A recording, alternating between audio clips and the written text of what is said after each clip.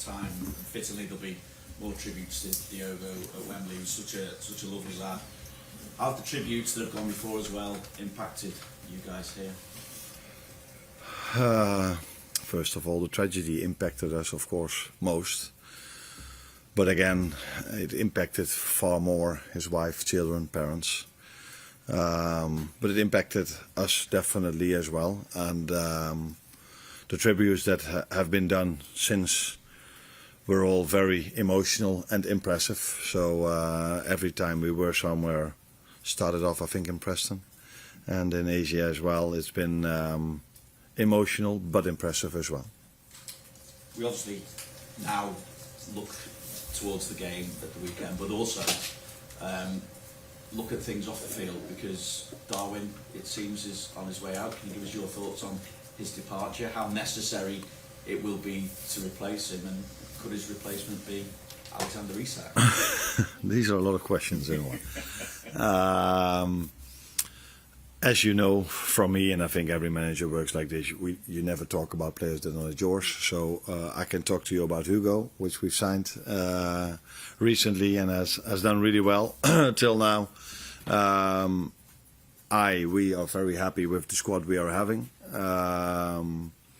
And there's every reason to be happy about that, because we won the league last season. Okay, players left, but we've brought players in as well. And youngsters are doing good. So at this moment of time, Darwin might leave indeed, but things are not signed yet. So you need to wait maybe a few days before that's completely done. But there is indeed a chance that he's going to leave.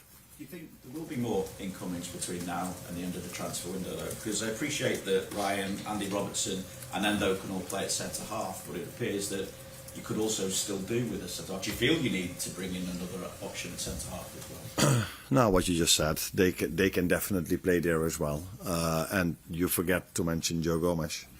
Unfortunately, he has a minor injury at the moment, but he will be back with the team very soon. So we still have numerous options that can play there. But as always, what I always say, it's the same boring answer as with players that we might bring in or not. I'm really happy with the players we are having, and we have numerous players that can play in that position. And a chance now to win your first trophy of the season. Yeah, which is nice if you can start the season with the chance of winning something, because normally you have to play numerous games before you can win something. If it's the League Cup, FA Cup, let alone Premier League or Champions League, normally you win something in the end of the season. And now we have a chance to win something in the beginning of the season. Unfortunately, we face a very good Crystal Palace that have been very difficult to win against for us, because we played 1-1 against them in the last game of the season, and they showed in the last final and in the semi-final, by the way, as well, how hard it is to win a one-off game of them. So I think most of the players that they have are still there.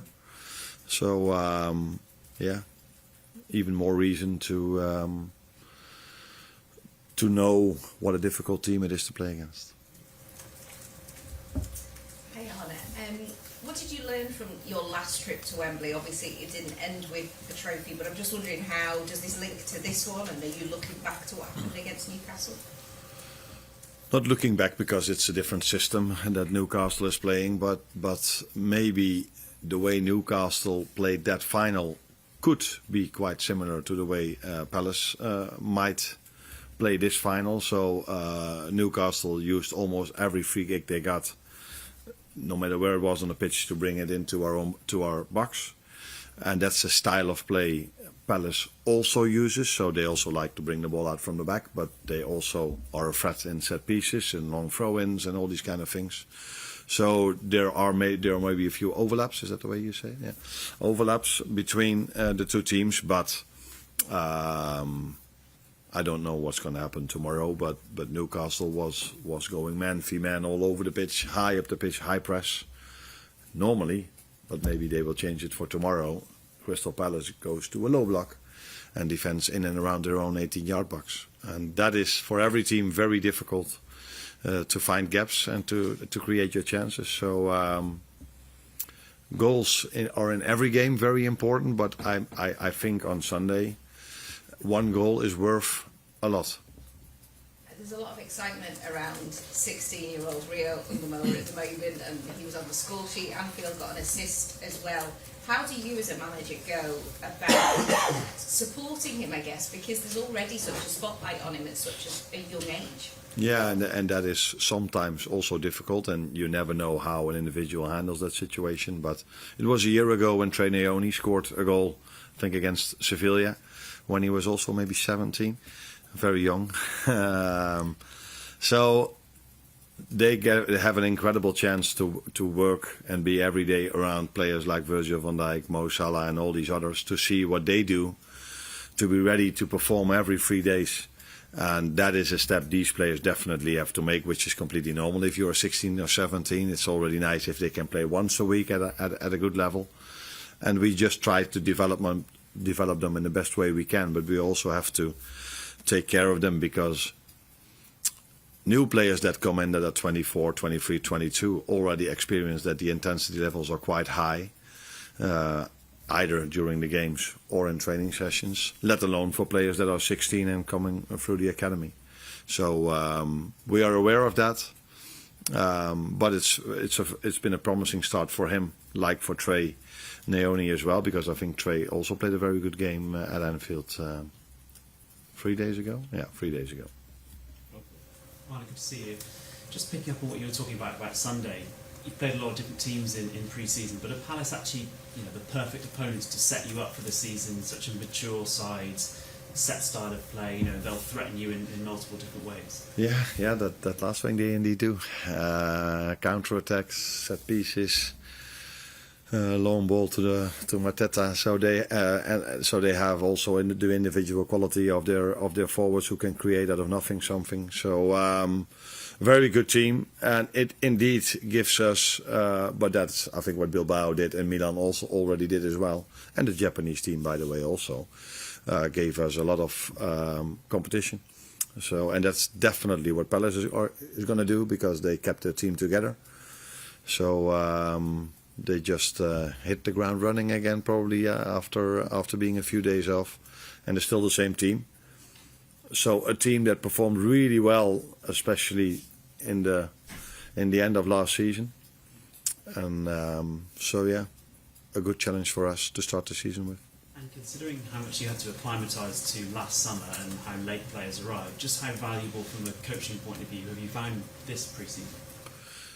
That's completely true. The good thing about last season was that the whole squad stayed, so they knew each other very well already. Now a few players have left. We brought a few players in, so that always takes a bit of adaptation as well, because the players we've brought in, some of them have different qualities than the qualities we already had. So they need to adjust to their new teammates, but we have to adjust to them as well. And it's a good thing we could have worked already for 4 weeks now, I think. So that's the pleasing part of not having a World Cup or another tournament in the summer, that you can work with them from the start. Hi Arne, I wanted to ask you a little bit about the attacking depth of the squad. First out of the season. Last year in the Premier League, you were able to name 5 senior attackers in 32 of the 38 league games, and 6 senior attackers in 13 of the 38 league games. I wonder what importance that depth, not only on the pitch but on the bench, had to the success last season, and are you trying to replicate it again this year? I don't know what senior players exactly means. Does that mean that you play for your country or you have a certain age, or because a player like Rio showed in the last few games he played for us that at senior level he can have an impact as well. So we think we already have a lot of attacking power in our team. So when I think about Cody Gakpo, Federico Chiesa, Hugo Ekitike, Mo Salah, Jeremy Frimpong, who can play as a right winger, Florian Wirtz, who can play as a left winger. So I already feel I have a lot of attacking options in my current squad. But as always, as a club, we are always looking at the chances in the market. But that can also be in the midfield or in the last line. Also, with obviously last season Mo Salah being so consistent in his appearances, it didn't really give a lot of opportunities for someone like a Chiesa. This year, obviously, we've got the African Cup of Nations coming, so there's going to be a little bit of a time when Mo Salah isn't around. Are you going to be thinking about that in terms of squad building and recruitment, or does, as I say, this give more opportunity to someone like Chiesa? Yes, we definitely thought about that, and we brought in Jeremy Frimpong because we think he can play as a right fullback, but I also think and feel he can play as a right winger. So yes, we did thought about the fact that we're going to miss Mo. I think as a maximum 6 games, but that's quite a lot in the Premier League, especially if you see how well he did last season. So yeah, signing Jeremy Frimpong was for multiple reasons, but one of them was also that he could replace Mo if Mo is not there, but there are other options for me to replace Mo with as well. But Jeremy is definitely one of them.